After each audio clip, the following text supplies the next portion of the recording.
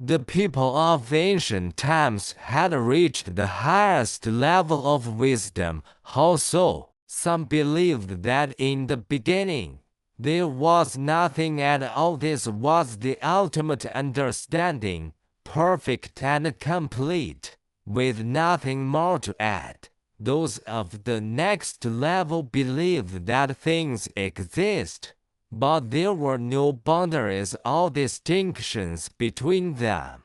Those of an even lower level believed there were boundaries and distinctions, but they had no judgments of right and wrong. Once judgments of right and wrong appeared, the way was diminished.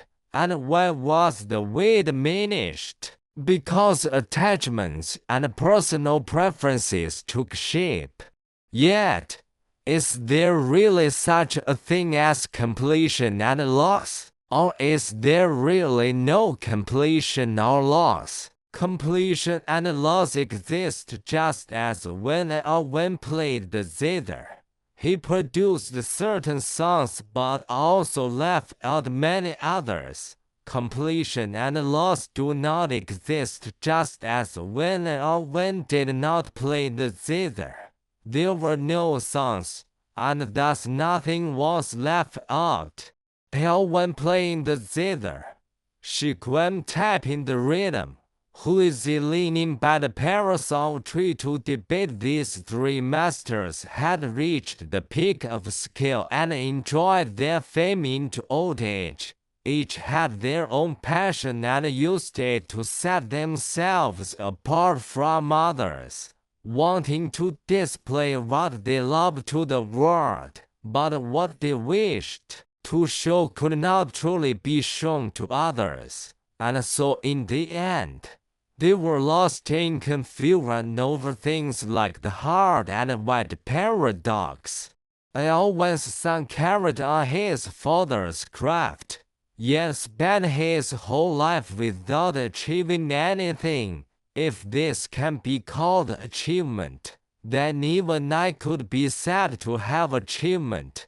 If this cannot be called achievement, then neither the world nor I have any achievement. Therefore, all this dazzling display of distinctions and cleverness is what the sage rejects. So the sage does not cling to any fixed view but rests in the everyday and ordinary. This is what it means to see things with clarity. Now, suppose I have something to say here. I don't know whether it belongs to the same category as the words I just spoke, or whether it belongs to a different category. But whether it's the same or different, since it is still speech, it's really no different from the others. Nevertheless, let me try to see it. The universe has a beginning, it also has a time before that beginning, and it also has a time before the time before that beginning. The universe has existence. It also has non-existence. It also has a time before non-existence existed, and it also has a time before that time before non-existence existed. Suddenly, existence and non-existence arise, but I don't truly know which one is really existence and which one is really non-existence.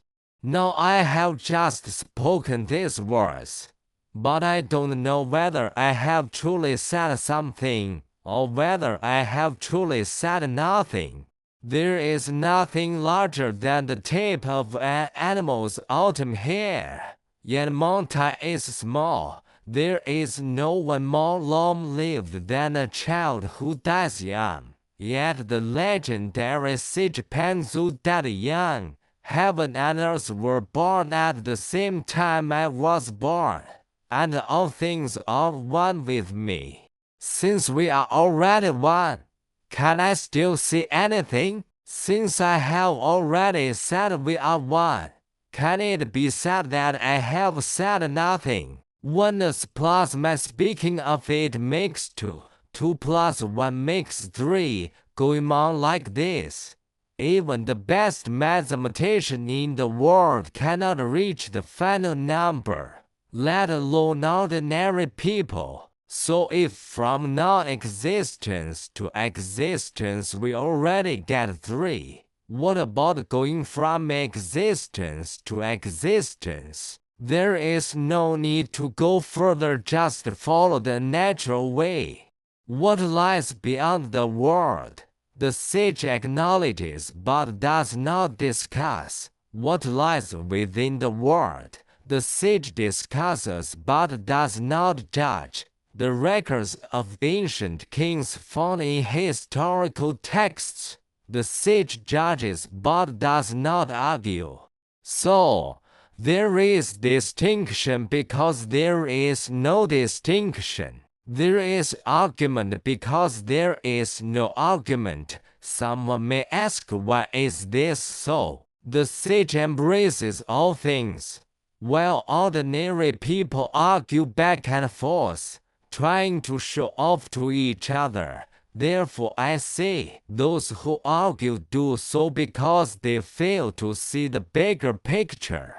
The great we needs no proclaiming. Great argument needs no words. Great humanity is not deliberately kind. Great integrity is not humble. Great courage does no harm. When the way is made explicit, it is not the way. When words argue, they fall short. When humanity is fixed, it cannot reach all. When integrity is displayed, it is not genuine. When courage harms, it cannot succeed.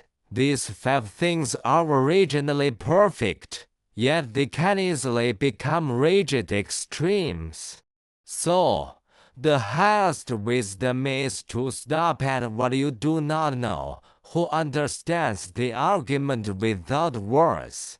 The way that needs no proclaiming? If anyone can understand this, it is like the heavenly storehouse, pour into it and it never fails, draw from it and it never runs dry, and no one knows where it comes from.